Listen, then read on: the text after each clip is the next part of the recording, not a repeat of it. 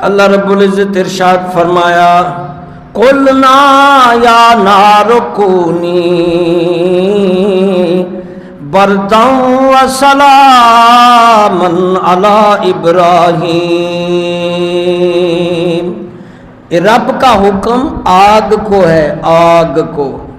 ابراہیم علیہ السلام کی زندگی، اپنی جان کی بھی قربانی مانگی، اللہ نے دے دی، اپنے مال کی قربانی مانگی، دے دی، گھر بار کی قربانی مانگی، ہجرت کے لیے قربان کر دیا گھر بار شہر، یہاں تک کہ ابراہیم علیہ السلام سے اولاد کی قربانی بھی کی، مانگی تو ایک لوتا اس وقت صرف اسماعیل علیہ السلام تھے اس وقت، بعد میں اللہ نے اسحاق بھی عطا فرمائے تو اسماعیل کے گلے پر بھی چھری رکھ دی کہ لو رب ذوالجلال سب کچھ تیرا ہے، میں بھی تیرا، میرا مال بھی تیرا، میرا گھر بار بھی تیرا، میری اولاد بھی تیری، اور حقیقت یہی ہے کہ سب کچھ اللہ کا ہے، اور سب کچھ اللہ جب مانگے دے دے، وہ رکھتا نہیں، وہ لوٹاتا ہے، دگنا چگنا کر کے انگنت منافع کے ساتھ دنیا میں بھی لوٹاتا ہے، آخرت میں بھی لوٹاتا ہے۔ مسلمان کی زندگی امتحانوں میں پڑی ہے، اللہ آزمائشیں کرتا ہے۔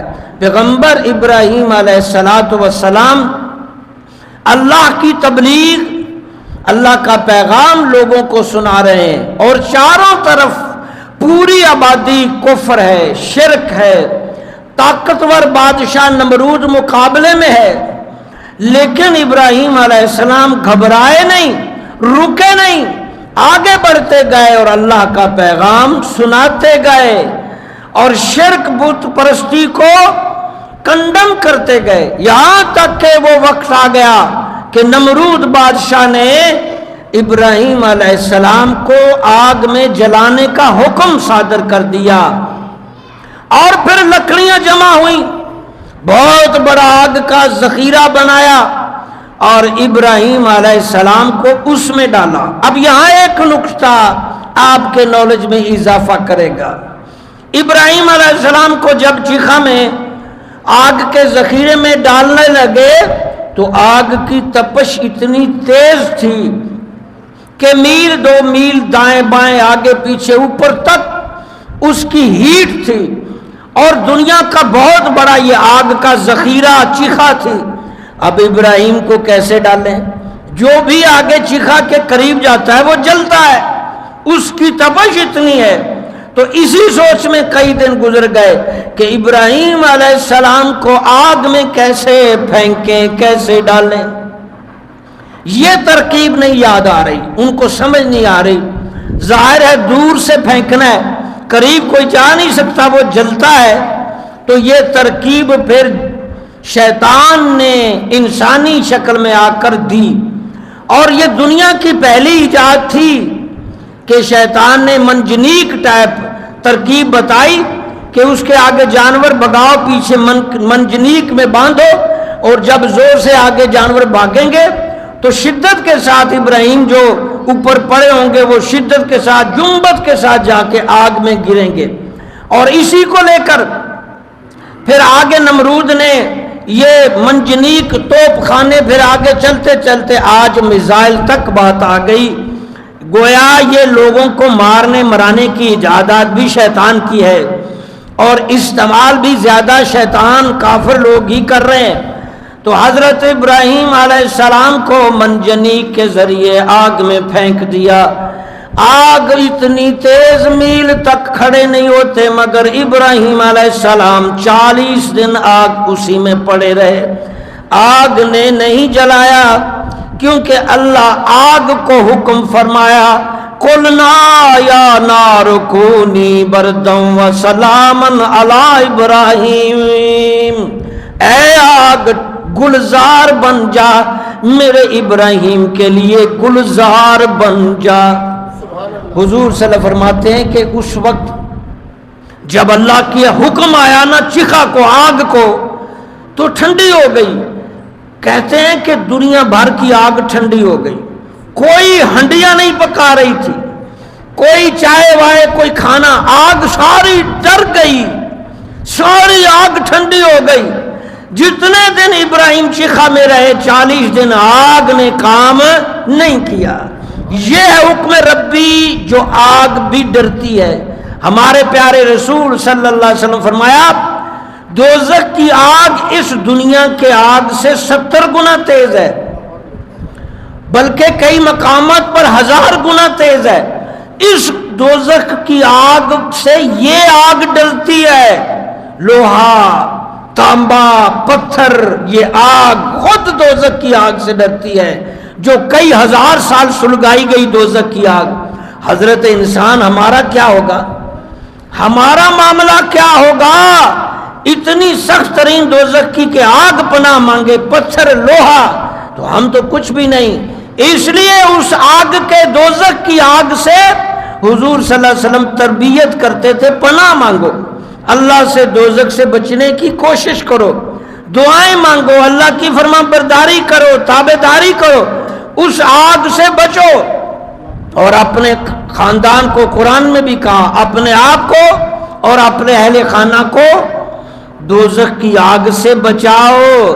یہ اللہ نے بھی فرمایا. یعنی وہ بڑی سخت ترین آگ ہے، مشکل ترین آگ ہے اور انتہائی خطرناک آگ ہے جس سے انسانوں کو بچنا ہے، ہم مسلمانوں کو بچنا ہے. قرآن میں بار بار اس سخت ترین دوزخ کی. اب یہاں ابراہیم علیہ السلام پر اللہ کے حکم سے آگ گلزار ہو گئی. گویا آگ بھی اللہ کا حکم مانتی ہے، سب چیزیں مانتی ہیں، سب تخلیق اللہ کا حکم مانتی ہیں، لیکن انسان اور جنات کو اللہ نے اختیار دیا ہے. مانے تو فائدہ ہے، نہیں مانے خسارہ ہے، اس کو سینس دیا ہے. تو حضرت ابراہیم علیہ السلام جب آگ میں ڈالے گئے، فرشتے حاضر ہوتے ہیں، برسات والا، طوفان والا، موت والا، ہلاکت والا. حضرت اجازت دیں، برباد کر دیں، آگ پھیلا دیں، بجھا دیں، طوفانوں کی نظر کر دیں، برسات.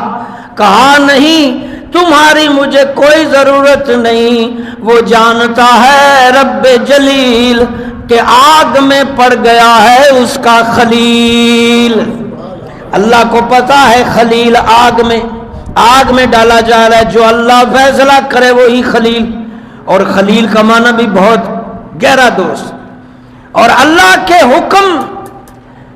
حکم پر حضرت جبریل علیہ السلام سے ایک مرتبہ ہمارے پیارے رسول صلی اللہ علیہ وسلم پوچھا کہ تیزی کے ساتھ آنکھ جھپکتے ہوئے تو وہاں آسمانوں سے زمین پر پہنچا ہو. اس نے کہا جی 2-3 چیزیں بتائیں. ایک یہ کہ آگ کو گلزار کرنے کا حکم پھٹا. ابراہیم علیہ السلام کو جب ایسے پھینکا آگ میں پڑے نہیں تھے، پہلے میں نے اللہ کا حکم دیا، سپیڈ سے آئے. چھری جب چلی اسماعیل پر اور یوسف کو جب کنویں میں گرایا رسا کٹ گیا. تو اس طرح حضرت رب ذوالجلال نے آگ کو گلزار فرمایا. 40 دن بعد آگ ٹھنڈی پڑ گئی. سمجھے کافر کے جل گئے، ہمارے خداؤں بتوں کو برا چاہنے والے جل گئے، مگر وہ نہیں جانتے اصل حقیقی رب کائنات ہے، اس کا ہی حکم چلتا ہے. فائنل ڈیسائیڈ، آخری فیصلہ، حتمی فیصلہ رب کا ہے. ظالم کا رسہ دراز ہے، جو مرضی ظلم کر لو بھائی، قتل کرو، پھائے لگاؤ، جیلوں میں ڈالو، علماء کو شہید کرو، بے قصور بیچارے پاکستانیوں پر ظلم ڈھاؤ، مگر جب اللہ کی رسی کھینچی گئی، ظالم کا رسہ دراز ضرور ہے، مگر اس کی اللہ کی جب گرفت آئے گی کوئی بچا نہیں پائے گا، پھر اینڈ ہو جائے گا، توبہ کا موقع بھی نہیں ملے گا. اور سب سے زیادہ اللہ ناراض اس بندے پر ہوتا ہے جو بندوں کو تکلیف دیتا ہے. نمازی کو بے نمازی کو معاف کر سکتا ہے، حج نہیں پڑھا، قربانی نہیں دی، کوئی نیکی نہیں کی، اللہ چاہے معاف کر سکتا ہے، مگر جو انسانوں کو تکلیف دی ہے وہ اللہ معاف نہیں کرتا. پھر کہاں موقع ملے گا؟ اللہ کی مخلوق سے پیار کرنے والوں کو عزت دیتا ہے، اللہ کی مخلوق پر ظلم ڈھانے اور زندگی تنگ کرنے والوں کو گرفت میں رسا کھینچتا ہے. حضرت ابراہیم علیہ السلام نے اپنی جان کی قربانی دے کر اپنے رب کو راضی کر لیا. اللہ فرمایا ابراہیم میں راضی ہوں، مگر وہ کافروں نے اس سے سبق حاصل نہیں کیا، گرچہ ان کے مائنڈ میں چل رہا ہے کہ یہ حقیقت ہے، کوئی ایسی طاقت ہے اتنی بڑی آگ کو گلزار کر رہی ہے، مگر وہ نہیں۔ اللہ رب الجلال نے کچھ عرصے بعد ہجرت کا حکم فرمایا۔ ہجرت کرنا بھی بڑا مشکل کام ہے، جو یہاں سے بیرون ملک ہیں ان سے پوچھو کتنی مشکلات ہیں، پیسے چاہے جتنے مرضی ملیں مگر ہجرت بڑی مشکل ہے۔ اپنا وطن، اپنا محلہ، اپنے دوست، اپنے رشتہ دار، بہن بھائی، کیا بات ہے، مگر اللہ کے حکم سے ہجرت بھی کر لی۔ حضرت بی بی سارا جو آپ کی زوجہ ہیں لے کر کے ہجرت کر لی، ملک چھوڑ دیا، اللہ کا حکم ہے۔ اور اللہ رب العزت نے ابراہیم علیہ السلام کو بڑھاپے تک اولاد نہ دی، جیسے حدیث میں آتا ہے کہ حضرت سارا جو آپ کی زوجہ مبارکہ تھی وہ بانجھ تھی، کافی لمبا عرصہ یہاں تک کہ بڑھاپے میں چلے گئے، تو پھر دعا مانگتے ہیں، اللہ رب ذوالجلال سے دعا مانگتے ہیں، اور اللہ رب العزت پھر انہیں خوشخبری دیتا ہے، حضرت اسماعیل علیہ السلام بڑھاپے میں عطا کرتے ہیں۔ لیکن سارا بی بی سے نہیں، وہ راستے میں ایک ظالم بادشاہ، جب اس نے بھی ابراہیم علیہ السلام کے معجزات دیکھے تو خدمت کے لیے، بعض روایتوں میں نمرود نے ہی ایک بچی لونڈی دے دی خدمت کے لیے، بعض میں راستے میں مصر کے بادشاہ نے۔ بہرحال وہ نیک صورت حضرت بی بی ہاجرہ ابراہیم اور بی بی سارا کی خدمت پر متعین ہے۔ جب لمبا وقت گزر گیا تو حضرت سارا کے دل میں اولاد کی طلب تھی، تو ایک دن کہنے لگی، اے اللہ کے نبی آپ اس سے نکاح کر لیں، ہو سکتا ہے اللہ ہمیں اس سے بچہ عطا کرے اور ہم دل بہلا لیں اور ہمارے بڑھاپے کا سہارا ہو۔ تو اس طرح حضرت ہاجرہ سے نکاح فرمایا ابراہیم علیہ السلام نے، اور اولاد کی بھی دعا کی، اور ابراہیم علیہ السلام کو اللہ نے اسماعیل علیہ السلام عطا فرما دیے۔ اللہ اکبر یا رسول اللہ۔ اب یہاں کہ ابراہیم نے جان کی قربانی دے دی، گھر بار کی بھی، ہجرت، اب آگے مال کی قربانی بھی ابراہیم علیہ السلام کی، کیا بات ہے۔ فرشتوں نے ایک دن اللہ کی بارگاہ میں کہا، تیرا خلیل کا جو لقب دیا ہے، حبیب کے بعد خلیل ہے، اللہ کی بارگاہ میں جو انبیاء کا مقام بہت بڑا ہے، مگر قریب ترین مقام ابراہیم علیہ السلام کا حضرت ہمارے رسول محمد صلی اللہ علیہ وسلم کے بعد خلیل کا ہی مقام ہے۔ فرشتے کہنے لگے، ہم آزمانا چاہتے ہیں تمہارا واقعی جو خلیل ہے وہ خلالت، خلیل ہونے کا اعزاز جو ہے وہ صحیح ہے، اللہ وما آزما لو۔ فرشتوں نے انسانی شکل دھاری، ابراہیم علیہ السلام جانور بے بہا، ہزاروں جانور بیٹھے اللہ کی یاد میں، انہوں نے قریب آ کر ابراہیم علیہ السلام کے ذکر شروع کر دیا، اللہ کا ذکر۔ ذکر بہت بڑی بات ہے، مردہ دل زندہ کرنے تو ذکر کیا کرو۔ ہمارے اتوار کو انشاءاللہ شروع کر دیا ہے، عشاء کی نماز میں حدیث تو ہوتی ہے روزانہ، لیکن اتوار میں جامع حدیث اور اس کے بعد سورہ ملک اور خفی ذکر، ہر اتوار کو عشاء ادھر پڑھیں، انشاءاللہ آپ کو فائدہ ہو۔ تو قرآن کی تلاوت بھی ذکر ہے، نماز بھی ذکر ہے، اللہ کے ناموں کا بھی ذکر ہے۔ ابراہیم علیہ السلام متوجہ ہوئے، ذکر کرنے والوں سے پیار کرنے لگے۔ ذکر کرنے والوں کا احترام ادب کرنا اللہ نبیوں کی طریقہ ہے، ذاکر بنو ذکر کرنے والے۔ تو حضرت ابراہیم علیہ السلام سے فرشتے عرض کرنے لگے، اللہ کے نبی، اللہ کے لیے ہمیں مال چاہیے۔ فرمایا لے لو، ہزاروں جانور آگے لگا دیے، پھر چاہیے، پھر لگا دیے، یہاں تک کہ ابراہیم علیہ السلام نے کہا اللہ کے لیے میں خود حاضر ہوں، مجھے لے جاؤ، میں جانور چراؤں گا۔ فرشتوں نے کہا یا پیغمبر، تمہارا سارا مال اللہ کے لیے، تم تیر اتنا۔ اور پھر ایک مرتبہ جبریل علیہ السلام چند فرشتوں کے ساتھ گزر رہے ہیں انسانی شکل میں، اور ابراہیم علیہ السلام مہمان نواز سے، مہمان کبھی بھی انہوں نے کھانا اکیلے نہیں کھایا، جب بھی کھایا کسی کو ساتھ بٹھا کر کھایا۔ اور کبھی کبھی حضور صلی اللہ علیہ وسلم فرماتے ہیں کوئی ساتھ کھانے والا نہ ہوتا تو میل میل دور جا کر بندہ ڈھونڈتے کہ کوئی میرے ساتھ بیٹھ کے کھانا کھائے، ڈھونڈنے جاتے بندہ۔ اتفاق سے یہ بندے جو جبریل اور فرشتے انسانی شکل میں انہیں دعوت دی کہ کھانا کھائیں میرے ساتھ، اور اس طرح گوشت بھونا کھانا پیش کیا اور ابراہیم علیہ السلام ساتھ بیٹھے، تو فرشتوں نے کہا اللہ کے نبی ہم کھانے سے پاک ہیں۔ تب آپ حیران ہوئے کہ آج کی دعوت شاید مجھے اکیلے کھانی پڑے، اور ابراہیم علیہ السلام سے عرض کرنے لگے آپ کی مہمان نوازی سے اللہ بہت خوش ہے، اور ہم نے بھی آزما لیا کہ آپ واقعی مہمان نواز ہیں۔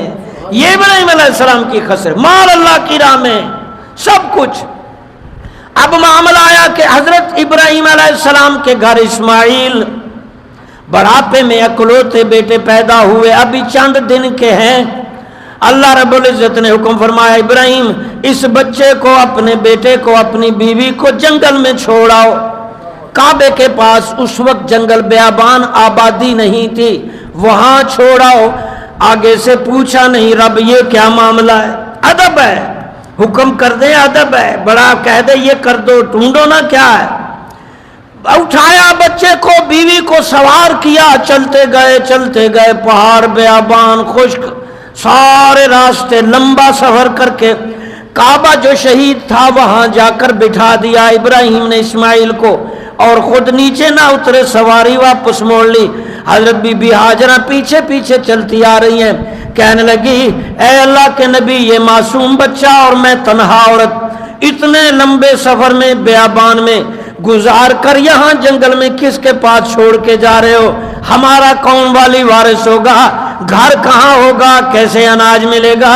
کیا معاملہ ہوگا؟ مگر ابراہیم علیہ السلام خاموشی سے چلتے جا رہے ہیں کہ اللہ کا حکم تھا، چھوڑ کر جا رہے ہیں۔ پھر جب 2-4 قدم چلتی گئیں اور پھر دل میں خیال آیا اے اللہ کے نبی کیا اللہ نے فرمایا ہے؟ تو آپ نے سر ہلایا مگر چہرہ نہیں گھمایا، بچے بیوی کی طرف، کہیں میری کمزوری، مجھ میں والد، مجھے میں شوہرت والی الفت نہ جاگ جائے، کہیں میں اللہ کے امتحان میں فیل نہ ہو جاؤں۔ سر ہلا کے چلتے بنے۔ حضرت سارہ بی بی حضرت ہاجرہ رک جاتی ہیں، کہتی ہیں بے شک جس رب نے تمہیں حکم دیا ہے وہ اللہ ہمیں ضائع نہیں کرے گا، وہ اللہ ہمیں حفاظت فرمائے گا۔ تو رب پر توکل دیکھو، بی بی ہے نبی کی ماں، نبی کی بیوی، بڑا کمال کا دماغ، اللہ پر توکل۔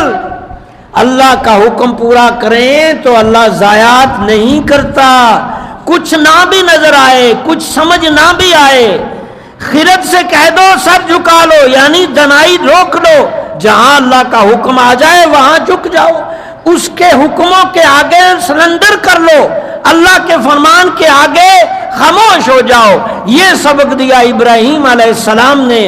اور دیکھو پھر ان کی زوجہ ہاجرہ نے بھی اس جنگل بیابان میں ٹھہر گئیں، مگر ابراہیم علیہ السلام جب واپس پلٹتے ہیں دعا مانگتے ہیں قرآن میں ربنا انی اسکنت من ذریتی بواد غیر ذی زرع عند بیتک المحرم ربنا لیقیموا الصلاۃ فاجعل افئدة من الناس تہوی الیہم وارزقہم من الثمرات لعلہم یشکرون۔ قرآن سنو تو سبحان اللہ ضرور کہو۔ پہلے پارے کی آیت ہے، دعا ہے یہ دعا۔ ابراہیم علیہ السلام ایک باپ بھی تھے، ایک شوہر بھی، اور پھر دعا کرنا خاندان کے سربراہ کی ذمہ داری ہے، بچوں کی دیکھ بھال۔ عرض کرتے ہیں اللہ تیرے حکم پر میں نے یہ معصوم بچہ، میں نے اپنی جوان بیوی ادھر تنہائی میں جنگل میں تیرے گھر کے پاس بٹھا دیا ہے، تیرا حکم پورا کر دیا ہے۔ اب میری دعا ہے کہ اس کی حفاظت فرمانا، ان کو نمازی رکھنا، ان کے لیے رزق کا انتظام کرنا، ان کے لیے لوگ جمع کر دینا، افئدۃ من الناس، ادھر محلہ شہر بنا دینا۔ تو فرماتے ہیں کہ ابراہیم علیہ السلام کی دعا سے یہ مکہ بنا، پہلے بیابان تھا، ابراہیم کی اس دعا سے شہر مکہ بنا۔ اور یہاں سے یہ بھی پتہ چلتا ہے کہ اللہ کے گھر کے پاس بڑی بات ہے، گھر کے پاس گھر ہونا، اللہ کے گھر کے پاس ہونا بڑی بات ہے، اللہ کے گھر کا بڑا مقام ہے۔ ابراہیم علیہ السلام اللہ سے دعا میں فخر سے کہہ رہے ہیں تیرے گھر کے پاس، اللہ غنی، بڑا گہرا نقطہ، اللہ تیرے گھر کے پاس میں نے بچہ بیوی چھوڑ دیا ہے، اب تو رزق دے۔ اور اب علماء فرماتے ہیں کہ یہ ابراہیم علیہ السلام کی دعا ہے کہ آج سارے دنیا کے فروٹ اور سارے دنیا کے پھل سبزیاں مکے میں حالانکہ بوئی نہیں جاتی، مکے یا اس کی آبادی پہاڑی ہے، لیکن وہاں سب کچھ پڑا ہوا ہے۔ یہ بھی ابراہیم علیہ السلام کی دعا تھی۔ اور پتہ چلا بچوں کے رزق کے لیے بچوں کو نماز، یقیم الصلاۃ، دعا میں کہہ رہے ہیں بچوں میرے یہ بیٹا ہے یہ بیوی نمازی رکھنا، یعنی بچوں اور بیوی کی ضرور نماز کی عادت اور فکر کریں کہ اپنے بچے گھر والے نمازی بنیں، دعا بھی کریں، کوشش بھی کریں، اور رزق کا انتظام بھی، اور اگر اس طرح کا معاملہ ہو تو دعائیں بھی۔ تو حضرت اسماعیل علیہ السلام وہاں حضرت ہاجرہ کے پاس چند کھجوریں، تھوڑا سا پانی، ختم ہو گیا۔ اب کیا معاملہ ہے؟ بچے کا دودھ بھی کم ہو گیا، ماں بھوکی پیاسی، دودھ بھی کم، بچہ بھی پیاسا۔ حضرت بی بی ہاجرہ صفا مروہ، ان الصفا والمروہ من شعائر اللہ فمن حج البیت او اعتمر فلا جناح علیہ۔ یہی صفا مروہ پہاڑی پر بی بی ہاجرہ دوڑی کہ پانی کہیں نظر آ جائے، کبھی صفا پر کبھی مروہ پر بھاگتی ہیں، 7 چکر لگاتی ہیں، اور پھر جب واپس آتی ہیں دیکھتی ہیں جہاں اسماعیل علیہ السلام لیٹے ہوئے ایڑیاں رگڑ رہے تھے، رو رہے تھے، اس پہاڑی میں سے پانی کا چشمہ ابل رہا ہے، آب زمزم، آب زمزم ابل رہا ہے، اور زمزم نہ ختم ہونے والا۔ وہاں تو پانی نکلتا ہی نہیں، تیل، مگر یہ معجزہ ہے، یہ کمال ہے میرے رب کا کہ اسماعیل علیہ السلام کی معصوم ایڑیاں، حالانکہ وہ پتھر ہے، نیچے پہاڑ ہے، پتہ نہیں کتنے میل نیچے پانی ہے، مگر پانی ابل پڑا۔